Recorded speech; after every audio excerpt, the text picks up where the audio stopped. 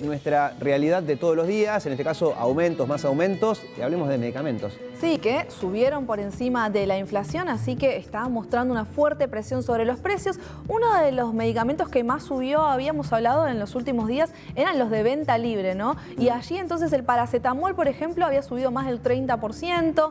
También el ibuprofeno había mostrado un fuerte incremento. Es decir, que esos son los medicamentos que se consumen de una manera más cotidiana, por decirlo de alguna manera, ¿no? Pero los recetados también subieron, al igual que los pediátricos. Así que hubo aumento para todas las categorías. Y nos preguntamos por qué, y le trasladamos la pregunta a Rubén Sajem, que es el secretario general del Centro de Profesionales Farmacéuticos. Buen día, Rubén, ¿cómo está? Buen día, ¿cómo están? ¿Qué tal? Bien. ¿Hay un por qué? ¿Hay varios por qué? ¿O no se sabe? Son estrategias comerciales de los distintos laboratorios. No hay una justificación clara para que algunas marcas de medicamentos aumenten más que otras. Hay mucha diferencia entre los precios que ponen a veces los distintos laboratorios para los distintos medicamentos. Pero ahí en ese caso, ¿ustedes notan que, por ejemplo, porque yo estaba pensando, capaz que la explicación venía del lado del dólar o del cepo, vieron que en muchos casos los aumentos tienen como un motivo en particular, pero pasa, Rubén, que por ejemplo, ibuprofeno, aumentan algunas marcas y otras no, porque en ese caso sí podemos hablar de una estrategia, ¿no? Ahora, si aumentan todos los ibuprofenos, claro, ahí quizás la explicación venga por otro lado. ¿Cómo lo ven ustedes? Justamente, es muy preciso lo que decís. Aumentan algunas marcas y otras no. Entonces, si hubiera una incidencia de algún principio activo importado, tendría que incidir en todas las marcas.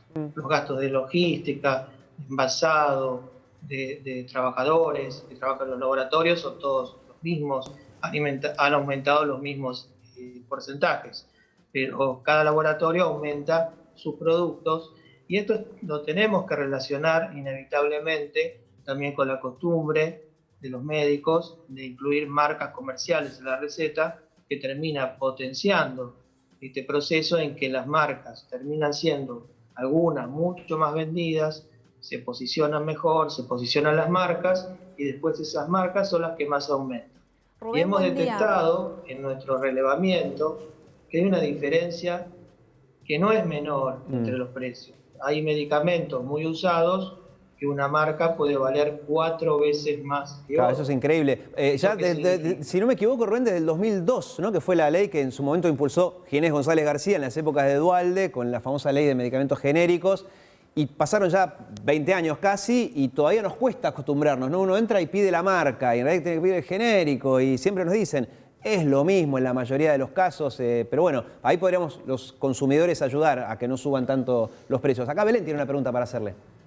¿Qué tal, Rubén? Buen día. Le quería preguntar cómo está el consumo, porque en algún momento, cuando comenzó a agravarse la crisis, se hablaba de que había gente que tenía medicamentos recetados y que no compraba la totalidad de lo que le había indicado el médico porque quizás ante los precios elevados no alcanzaba. ¿Cómo está el consumo entonces en el sector en ese sentido?